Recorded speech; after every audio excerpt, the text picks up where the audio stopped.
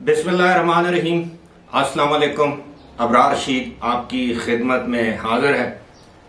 हमारे अदालती निज़ाम पर एक तवील अरसे से, बल्कि आप यूँ समझिए कि तकरीबन गुज़श्ता 70 साल से बहुत से सवालिया निशानात उठ रहे हैं कि हमारा अदालती निज़ाम जो है सब कुछ आपको दे सकता है सिवाय इंसाफ के। और पाकिस्तान में तकरीबन 70% ऐसे फैसले किए जाते हैं, चाहे वो मातहत अदालतें हों, हाई कोर्ट्स हों, सुप्रीम कोर्ट हो, जो कि समझा ये जाता है कि वो इंसाफ पर मबनी फ़ैसले नहीं होते। अब थोड़ी देर के लिए आप तसव्वुर कीजिए कि किसी हाई कोर्ट का एक सीनियर जज हो, उस पर आमदन से ज़्यादा ज़ायद असासे रखने के इल्ज़ामात हों, उस जज पर किसी मातहत जज की अहलिया के साथ नाजायज़ ताल्लुकात का इल्ज़ाम हो, उस जज पर हम जिन्स परस्ती जैसी लानत में मुलव्वस होने का इल्ज़ाम हो, उस जज पर कब्ज़ा ग्रुप माफिया की सरपरस्ती का इल्ज़ाम हो, उस जज पर यह भी इल्ज़ाम हो कि वो जिस चैम्बर में, यानी जज बनने से पहले जिस चैम्बर में वो वकील था, उस चैम्बर के वकला को बुलाकर, मनपसंद वकला को बुलाकर मुकदमात सुने, और वो वकला उन हाउसिंग सोसाइटीज़ या ऐसे लोगों के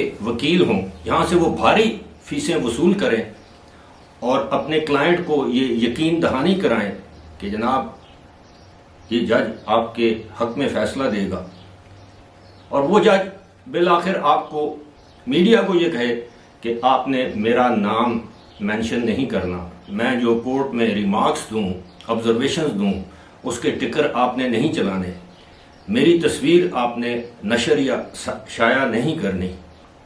तो ऐसे जज को आप मुनसिफ करार दे सकते हैं।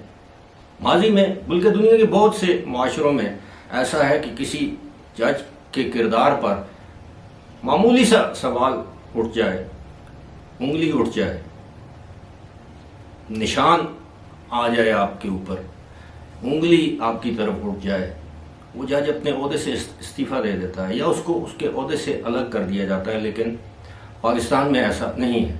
एक और जज, जो एक और सीनियर जज, वो 17 अरब रुपए का केस सुन रहे हों और पता ये चले कि जनाब जिस पार्टी की तरफ से केस सुना जा रहा है वो उस पार्टी की जानिब से, उस पार्टी के, वो कभी उस कंपनी के लीगल एडवाइज़र रह चुके हैं, और पता ये चले कि वहाँ पर दीगर उनके साथी जज साहिबान के उस इमारत के अंदर फ्लैट या घर मौजूद हैं जिस इमारत को गैर कानूनी करार दिया जाना चाहिए लेकिन नहीं दिया गया। फिर आप ये तवक्को करें कि इस मुल्क में इंसाफ होगा? जहाँ पर तासुर ये आम हो कि जनाब चैम्बर से अपनी मर्जी मनपसंद अफराद को, वकला को जज बनाया जाता है हाई कोर्ट का, फिर उनकी एलिवेशन होती है। माजी में हमने देखा है बहुत से ऐसे जज साहिबान हैं सुप्रीम कोर्ट और हाई कोर्ट में जिनको सिर्फ इस वजह से, यानी उनकी क्वालिफिकेशन सिर्फ ये थी, मैं सब की बात नहीं कर रहा, कुछ जज हजरात की क्वालिफिकेशन ये थी कि वो उनके मंजूर नज़र चैम्बर में वो वकालत करते थे, या किसी बड़े टॉप क्लास वकील जो उनके हमख्याल हैं उनके वो शागिर्द थे। तो जाहिर है जब आपके शागिर्दों के शागिर्द आपके सामने पेश होंगे, या आपके शागिर्द या आपके चैम्बर में काम करने वाले वकला आपके सामने पेश होंगे, तो फिर कॉन्फ्लिक्ट ऑफ इंटरेस्ट भी आता है। लेकिन उसकी परवाह कौन करता है पाकिस्तान में? ये तमाम, मैं कोई अफसानवी बातें आपके साथ नहीं कर रहा। इस्लामाबाद हाई कोर्ट के एक सीनियर जज हैं, उनके खिलाफ एक रेफरेंस दायर किया गया है, और वो रेफरेंस क्या है? ये जज हैं जनाब मोहसिन अख्तर कयानी, सीनियर जज हैं। ये वो टेरियन वाइट वाला जो केस है उसमें भी जो फैसला किया आप जानते हैं। फिर एक और केस में उन्होंने जो रिमार्क्स दिए रेंजर्स के डीजी के बारे में, सेक्रेटरी दाखिला के बारे में, और वजीर दाखिला और वजीर आजम के बारे में, ये वही जज हैं जिनके हवाले से मुख्तलिफ आडियोज़ में भी इनका जिक्र किया गया। बाद में उन्होंने वो केस तो नहीं सुने, लेकिन ऑडियोज़ में उनका जिक्र ज़रूर मौजूद है। اور ان کے خلاف ایک ریفرنس فائل کیا گیا ہے مبینہ طور پر. یہ تمام الزامات اس میں لگائے گئے ہیں کہ جناب انہوں نے اپنی جو آمدن ہے وہ 7 کروڑ روپے ظاہر کی، جبکہ انہوں نے 87 کروڑ روپے کے جو اثاثے جو ہیں، آمدن سے مراد اثاثے، وہ انہوں نے ظاہر نہیں کیے. کہا یہ جاتا ہے کہ وہ مالی طور پر ویسے بھی خاندانی طور پر کافی صاحب جائیداد ہیں. اسلام آباد کے قریب ہی ان کی آبائی علاقہ ہے اور ان کا خاندان کافی عرصے سے پراپرٹی کا یا ہاؤسنگ سوسائٹیز کے بزنس میں ہے. مجھے اس سے کوئی غرض نہیں، لیکن جب ایک جج اپنے اثاثے ظاہر نہ کرے اور اثاثے آمدن سے زیادہ، اور یہاں تک کہا گیا ہے جو شکایت کنندہ ہے اس نے یہاں تک کلیم کیا ہے. اب یہ تو ظاہر ہے اس کی تحقیق کرنا تو اداروں کا کام ہے، سپریم جوڈیشل کاؤنسل کا کام ہے، تو وہ تحقیق کرے گی یہ جو شکایت جس نے کی ہے درست ہے. اگر درست نہیں ہے تو یقیناً قانون کے مطابق اس کو سزا دی جائے. اس میں کلیم یہ کیا گیا ہے کہ 5.5 کروڑ روپے ان کے سفری اخراجات، یعنی جو فارن ٹریول انہوں نے کیا ہے اپنی فیملی کے ساتھ، 5.5 کروڑ روپے انہوں نے اس پر خرچ کیے ہیں. اب ظاہر ہے ٹریول ہسٹری تو ہوتی ہے FIA کے پاس بھی اور دیگر اداروں کے پاس بھی، کوئی بھی سفر کرے. لیکن سوال یہ بھی پیدا ہوتا ہے کہ یہ اگر 2-3 مہینے میں تو یہ سب کچھ نہیں ہوا ہوگا. اگر یہ ماضی میں ہوتا رہا ہے، چلا آتا جا رہا ہے، تو پھر اس وقت یہ ریفرنسز کیوں نہیں فائل کیے گئے؟ اب یہ ریفرنسز کیوں فائل کیے جا رہے ہیں؟ صرف اس لیے کہ انہوں نے عمران خان کے حق میں کوئی فیصلے دیے ہیں، صرف اس لیے کہ انہوں نے عمران خان کو کوئی ریلیف دیا ہے، کوئی بیلز دی ہیں، صرف اس لیے کہ انہوں نے اسٹیبلشمنٹ یا رینجرز یا وزارت داخلہ کے خلاف کوئی بیانات دیے ہیں.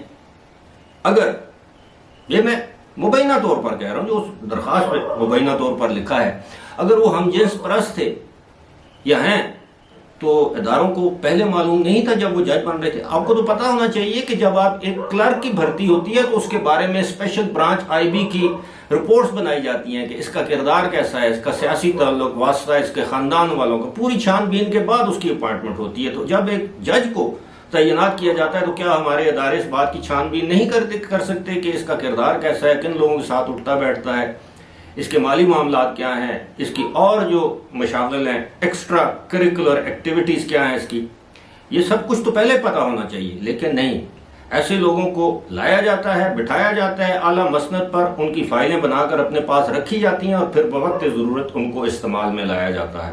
میں تو اسے بلیک میلنگ ہی کہوں گا، چاہے وہ کوئی بھی کرے، کسی کی حکومت ہو، کسی کے خلاف ہو.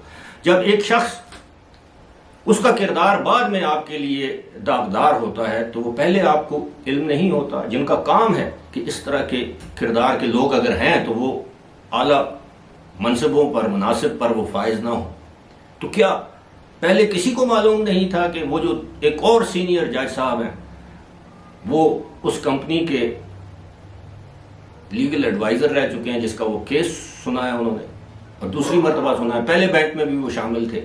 تو یہ پاکستان میں یہ کوئی نئی بات نہیں ہے. بہت کم، مطلب آٹے میں نمک کے برابر ایسے جج صاحبان ہیں جنہیں ہم کہہ سکتے ہیں کہ 100% دیانتدار ایماندار ہوتے ہیں. عام طور پر ہائی کورٹ یا سپریم کورٹ کا جج جو ہوتا ہے وہ ریٹائرمنٹ سے 1 سال پہلے حکومت کو درخواست دے دیتا ہے کہ جی اسلام آباد کے فلاں سیکٹر میں فلاں کارنر پلاٹ جو ہے وہ مجھے الاٹ کیا جائے، یا وہ یہ کہتا ہے کہ جی ریٹائرمنٹ کے بعد مجھے یہ چیزیں چاہیے ہوں گی، یہ سہولیات چاہیے ہوں گی، ان کی منظوری دی جائے. وزارت قانون نے اس کی منظوری دی. ثاقب نثار کے دور میں ہم نے دیکھا کہ انہوں نے ریٹائرمنٹ سے پہلے اپنی ذات کے لیے ایسی مراعات مانگی کہ مجھے ایک فل ٹائم ایک آفیسر دیا جائے، اسسٹنٹ دیا جائے جو گریڈ 16-17 کا ہو، اسٹینوگرافر کے طور پر، پتہ نہیں اور کیا کچھ، بلٹ پروف گاڑیاں، وہ. اب کیا کہیں، یہ ساری چیزیں آپ کے ساتھ شیئر کرنے کا مقصد یہ ہے کہ قوم کو پتہ ہونا چاہیے کہ آج کل ہمارے ملک میں انصاف کی کیا صورتحال. کوئی اربوں پتی ہے، کھربوں پتی ہے، اس کو چند دن میں انصاف مل جاتا ہے. کوئی غریب ہے، وہ بیچارہ کب سے رول رہا ہے سپریم کورٹ میں دھکے کھا کے، پتہ نہیں کہاں سے آتا ہے سپریم کورٹ میں، وکیلوں کی فیسیں کہاں سے دیتا ہے. خاص طور پر میں ان لوگوں کی بات کروں گا جن کے قتل کے مقدمات ہیں، جن کی عمر قید کے مقدمات ہیں، وہ جیلوں میں گل سڑ رہے ہیں. اور ایسا بھی ہوا ہے ہماری سپریم کورٹ نے، ایک شخص کو، یہ ثاقب نثار کے دور میں، باعزت بری کر دیا گیا اور پتہ یہ چلا بعد میں کہ اس کو تو 6 مہینے پہلے پھانسی لگائی جا چکی ہے. اب بتائیں اس بے گناہ اگر وہ اس کو پھانسی لگائی گئی ہے تو اس کے ناحق خون کا حساب کون دے گا؟ یہی جج ہی دیں گے نا۔ لیکن جب ججوں کے کرداروں پر انگلیاں اٹھنی شروع ہو جائیں تو آپ سمجھ لیجئے کہ وہ معاشرے کی تباہی کا آغاز ہے، اور ایسے معاشرے دنیا میں کبھی سروائیو نہیں کر سکتے جن معاشروں میں انصاف کی فراہمی ختم ہو جائے، چاہے وہ جج کریں، ریاست کرے، ریاست اس میں باقاعدہ کی حصے دار بن جاتی ہے، اور جب ریاست اس طرح کے کاموں میں حصے دار بن جائے تو پھر معاشرے انتشار کا شکار ہو جاتے ہیں، پھر معاشرے ہجوم بن جاتے ہیں، قوم نہیں۔ فی الحال مجھے دیجیے اجازت، خدا حافظ۔